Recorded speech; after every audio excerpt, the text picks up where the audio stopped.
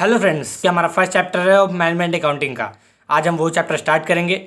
हम बताएंगे step by step उसका इंट्रोडक्शन कैसे कैसे आता है, वो उसका मीनिंग क्या है, हर एक चीज़ उसमें बैलेंस शीट आती है, प्रॉफिट एंड लॉस आता है, उसका मतलब अंदर हर एक चीज़ क्या आता है, स्टेप बाय स्टेप जाएंगे। हाँ, मैं शुरुआत में ये बोल दूंगा, आप वीडियो लास्ट तक देखना जरूर, क्योंकि बहुत इंपॉर्टेंट इंट्रोडक्शन, ऐसा किसी ने जल्दी बताया नहीं होगा। और हाँ, बताया होगा बहुत लोग ने आपको डिटेल में बताया होगा, लंबा लंबा। हाँ, ये ऐसे आपको समझेगा कम, आप बोलोगे हाँ अगर ये नहीं होता तो समझ जाता, ये होता तो समझ जाता। तो इसकी वजह से मैं ऐसा ऐसा बात बताऊंगा जो आपको बहुत इंपॉर्टेंट है, और जो फालतू है उसको मैं बताऊंगा ही नहीं। अब सबसे पहले ये कि चैप्टर का मोटिव क्या है, मतलब इस सब्जेक्ट का ही मोटिव क्या है मैनेजमेंट अकाउंटिंग का। अगर आपको याद रहेगा तो सिंपल, अगर आप अकाउंटेंट हो तो ठीक है, आप अकाउंट में बनाते हो balance sheet, profit and loss, ये सब वो सब जितने भी बनाते हो, बट उसको समझने के लिए किसका दूसरा अकाउंटेंट कोई समझेगा, है कि नहीं। दूसरा अकाउंटेंट जो रहेगा उसको देख के profit and loss balance sheet अगर कोई साइंस वाले बंदे को दिखा दोगे तो समझेगा, उसको बोलेगा क्या है ये ऑपरेटिंग, अगर फिक्स्ड एसेट ये है क्या, गुडविल है क्या, समझेगा नहीं ना उसको। तो वैसे बिजनेस का भी हालत है। अगर एक ओनर है, वो अकाउंटेंट को हायर करता है, वो अपने पूरे भाषा में अकाउंटेंट पूरा profit and loss balance sheet मतलब बता देता है बिजनेसमैन को कि सर ये आपका है बैलेंस शीट, आपकी लायबिलिटीज इतनी, उसको समझेगा ही नहीं ना। बोलेगा कि क्या है मेरा क्रेडिटर, ये है, मतलब समझेगा नहीं उसको। उसको सिंपल बनाने के लिए तो ओनर जो रहेगा बोलेगा मैं पैसा भी दे रहा हूँ तेरे को, मेरे को समझे भी ना, ऐसा नहीं चलेगा ना। तो उसको बोलेगा ऐसा बनाओ ताकि मेरे को समझे, है कि नहीं। अभी तक हमने क्या किया बैलेंस शीट में पूरा स्टेप बाय स्टेप। अब इसमें क्या करना है पता है, इसमें जो भी करना है ना, ताकि ओनर को भी समझे, ओनर नहीं एक सिंपल पर्सन भी आके देखे ना, कोई कंपनी में इन्वेस्ट करने आया तो देखने आएगा ना कि बैलेंस शीट बिजनेस का परफॉर्मेंस कैसा चल रहा है, तो उसको भी समझना चाहिए। सिंपल इंसान को ऐसा बनाना है हमको, है कि नहीं। स्टेप बाय स्टेप जाएंगे तो अच्छा लगेगा, डायरेक्ट बता दूंगा तो नहीं अच्छा लगेगा। तो फिर स्टेप बाय स्टेप मतलब अगर अच्छे से बनाओगे, अगर आप सिंपल इंसान को भी समझ रहे तो फिर उसको बोलेंगे analysis and interpretation of financial statement. और मैनेजमेंट अकाउंटिंग का यही मोटिव है कि सामने वाले को कोई भी आम इंसान भी आया ना शेयर खरीदने बिजनेस का, कंपनी का, तो फिर उसको भी समझ जाना चाहिए कि हाँ बिजनेस की वैल्यू क्या है, पिछले 5 साल में क्या कैसी थी, अभी कैसे हो रही, ग्रो कैसे हो रही है, कितना असेट है, कितना लायबिलिटी उसके ऊपर, है कि नहीं। तो अब इस पे जाएंगे हम। इसके बाद क्या, मैं डायरेक्ट, मैंने पहले बोला आपको कि ज़्यादा मैं नॉलेज में नहीं जाऊँगा, जो यूज़ नहीं है उसको बताऊँगा नहीं, जो यूज़ है एकदम अच्छे से बताऊँगा, ध्यान देना आप। उसके बाद क्या है, balance sheet in vertical form, मतलब अभी तक बैलेंस शीट पढ़ा है ना आपने, एक साइड क्रेडिट साइड लायबिलिटी और एक side debit side asset, but ये बार वर्टिकल फॉर्म में। वर्टिकल फॉर्म मतलब स्ट्रेट, अगर लायबिलिटी जहाँ पे खत्म हुई ना उसके जस्ट नीचे ही असेट आ जाएगा, application of fund, source of fund, जो भी है, मतलब स्टेप बाय स्टेप जाएंगे। आपको याद होगा लायबिलिटी क्रेडिट में हम बैलेंस शीट बनाते हैं 11, 12 फर्स्ट ईयर तक में। सेकंड ईयर में आप रूल चेंज, क्या चेंज है, वर्टिकल फॉर्म। वर्टिकल फॉर्म मतलब अभी हम स्टेप बाय स्टेप जाएंगे।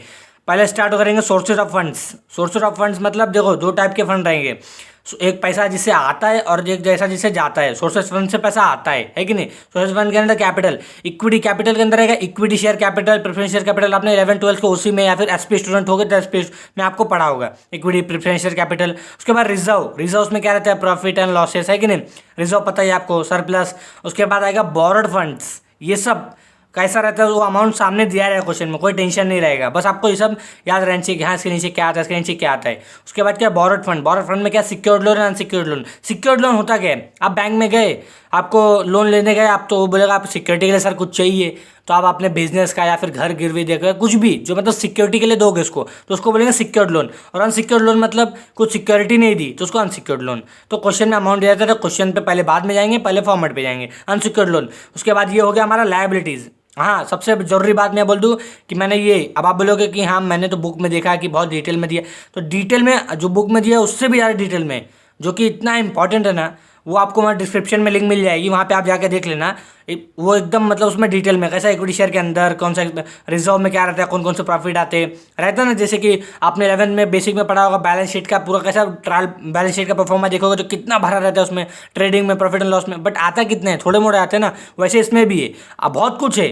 तो आपको सब में वो आप एक बार जाकर डिस्क्रिप्शन में जाके हमारे लिंक टच करके वहाँ जाके अंदर देख लो, और उसका स्क्रीनशॉट ले लो, डाउनलोड कर लो, जो भी करना है आपको वो अगर आप ले लोगे ना, कोई भी सब में चैप्टर के फंस जाओगे ना अगर आप, तो उसमें से देखोगे ना तो किसी की जरूरत नहीं पड़ेगी आपको, उधर से देख के आप कर सकते हो।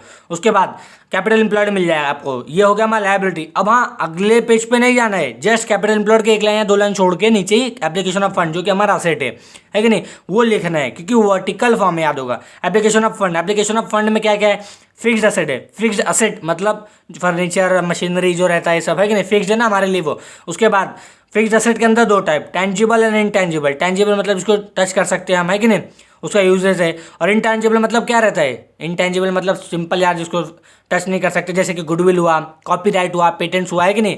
अपनी इज्जत को छू सकता है क्या? नहीं ना, बस।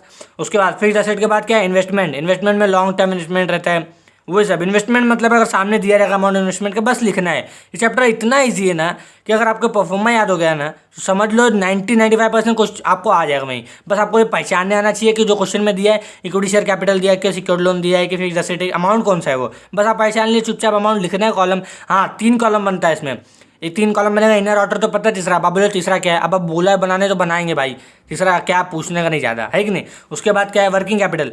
वर्किंग कैपिटल मतलब जो मतलब डेली वर्किंग होता है ना, वर्क उसका बिजनेस में, उसको current asset minus current liability. Current asset जो रहेगा, जैसे करंट असेट के अंदर भी 2 टाइप है, क्विक एंड नॉन क्विक, है कि नहीं। क्विक एंड नॉन क्विक में क्या रहेगा? क्विक एसेट को एक और बोलते हैं नियर कैश असेट।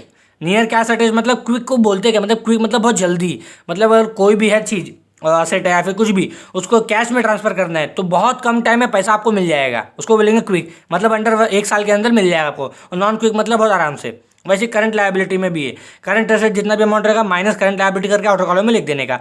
वैसे करंट लायबिलिटी में भी क्विक नॉन क्विक। उसके बाद जो आप करोगे तो कैपिटल एम्प्लॉयड मिल जाएगा।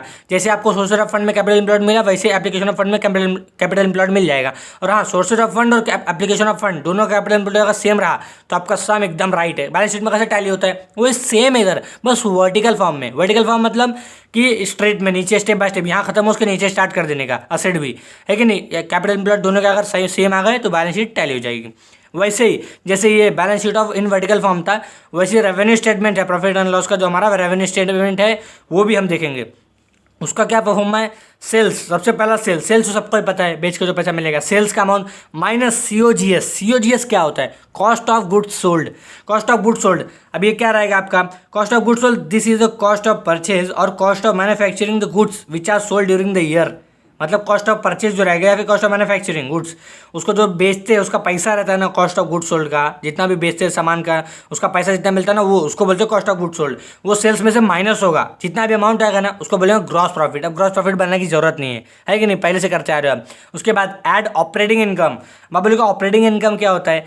अब ऑपरेटिंग, पहले ऑपरेटिंग मतलब समझते हैं। Operating business which expenses more time and also related to business. मतलब ऑपरेटिंग मतलब बिजनेस से रिलेटेड अगर रहा ना वो, तो फिर उसको मतलब ऑपरेटिंग बोलेंगे। नॉन ऑपरेटिंग मतलब बिजनेस से रिलेटेड नहीं है और जो कि बार बार होता नहीं है। When not related to business that is non operating, है कि नहीं। ऑपरेटिंग इनकम्स, उसके बाद क्या रहेगा हमारा?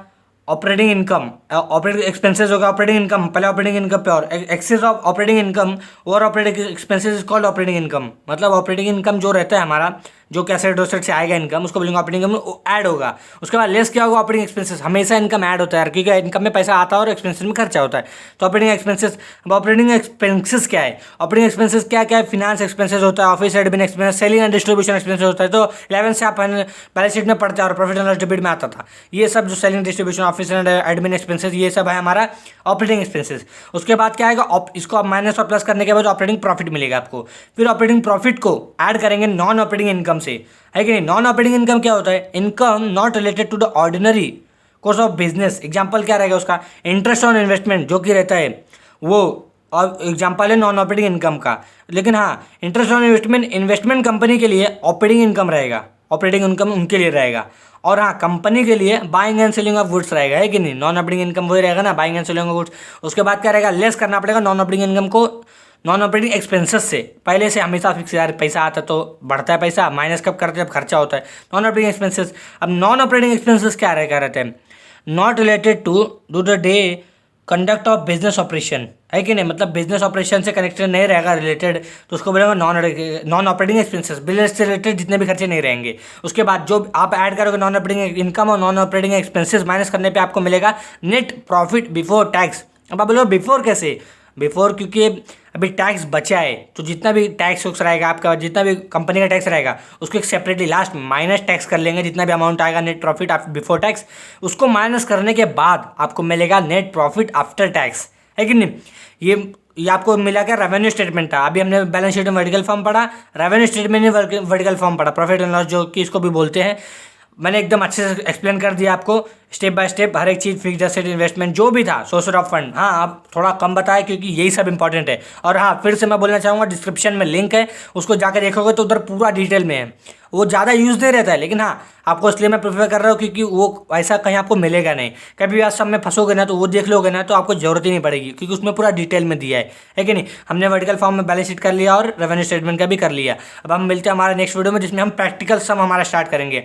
आपको पता चलेगा फिर कि हाँ प्रैक्टिकल सम भी कितना ईजी रहता है। बट हाँ उस वीडियो पे जाने से पहले आप ये balance sheet in vertical form और रेवेन्यू स्टेटमेंट एकदम अच्छे से याद कर लो, क्योंकि इसके बिना आपको कुछ सम आएगा ही नहीं। क्योंकि ये अगर नहीं याद रहेगा ना तो फिर आप बस मुंह ताकोगे वीडियो में कि हाँ ये बोल क्या रहा है, बस ये समझ नहीं रहा है। इसको एकदम मतलब फॉर्मेट है उसके लिए, बहुत इंपॉर्टेंट है। तो फिर हम मिलते हैं हमारे नेक्स्ट वीडियो में, जिसमें प्रैक्टिकल सम स्टार्ट करेंगे।